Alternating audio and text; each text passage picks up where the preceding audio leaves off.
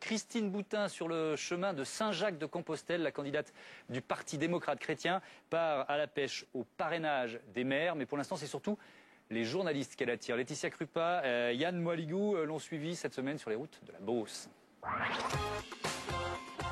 Je viens vous voir pour mes parrainages. Comme bien beaucoup, si vous voulez. Sollicité. Oui, je pense que vous êtes très sollicité.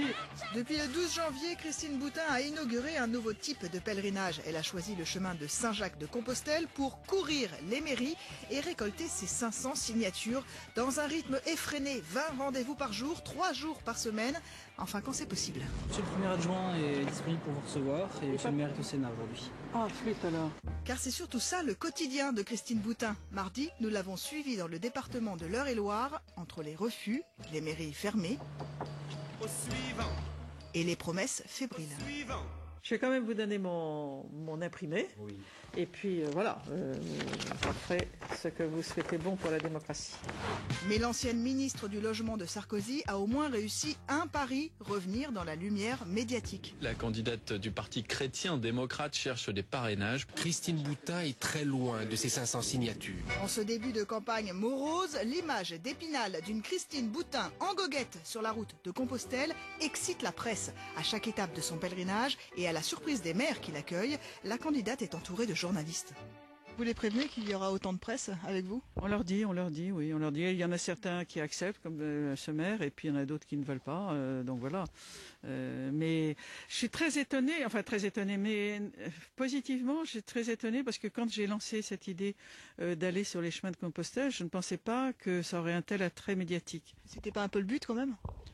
Ah non, c'est pas le but. C'était pas le but du tout. Moi, mon but, c'est d'avoir mes parrainages. Depuis la présidentielle de 2002, Christine Boutin a son storytelling, la victimisation, l'histoire de la petite candidate boycottée par les médias. Hollande va à Gandrange. Tout le monde parle de voyage de monsieur Hollande à Gandrange. Je suis allée à Gandrange. L'avez-vous su? On n'a pas entendu parler. Personne n'a su. Et pourtant, j'ai même été déposer une gerbe sur la plaque des promesses non tenues de M. Sarkozy. Mais la présidente du Parti chrétien démocrate est une vieille routière de la politique.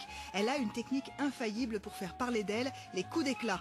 Le 19 décembre, elle avait menacé Nicolas Sarkozy d'une bombe atomique si elle n'obtenait pas ses 500 signatures. La presse s'était engouffrée avant d'être déçue en comprenant que la bombe, c'était de voter Bayrou. Avec son chemin de Compostelle, Christine Boutin relance donc la machine médiatique et donne de sa personne. Mardi pour M6, elle s'est prêtée au jeu de la mise en scène. Est-ce que je peux faire une petite séquence avec vous? Je reste dans la voiture? Ouais, voilà, dans la voiture comme et ça. Et de l'autre côté? Ouais, voilà, exactement.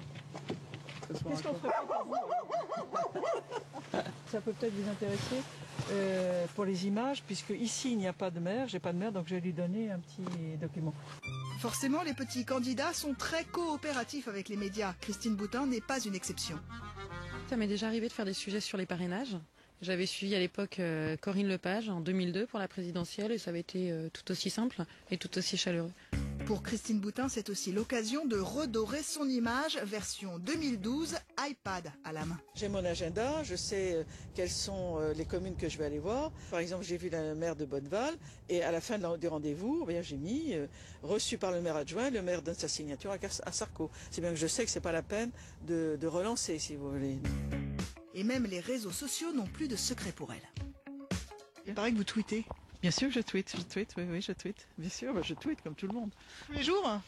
Oui, tous les jours. Si j'ai pas le temps, c'est quelqu'un d'autre qui le fait. Si avec Twitter, Christine Boutin a appris à résumer sa pensée, devant les maires, son discours est plus construit, réglé même au millimètre. En 2002, j'ai eu 700 signatures. À cette période-ci, j'avais 400 signatures. Aujourd'hui, j'en ai 175. J'en ai eu 700. À cette époque-ci, j'en avais 400. Aujourd'hui, j'en ai 173. J'en ai quand même eu 700. À cette période-ci, j'en avais 400. Vendredi, j'en avais 173. Vous répétez un peu toujours la même chose, oui, ça doit être bien sûr. usant à la fin, mais c'est vous qui l'avez mis au point? Comment vous faites avec vos équipes? Est-ce que vous êtes conseiller en communication? Non, moi j'ai Mathieu qui s'occupe des relations presse et puis sa chef qui parfois me donne des éléments de langage. Du reste, ça finit par me...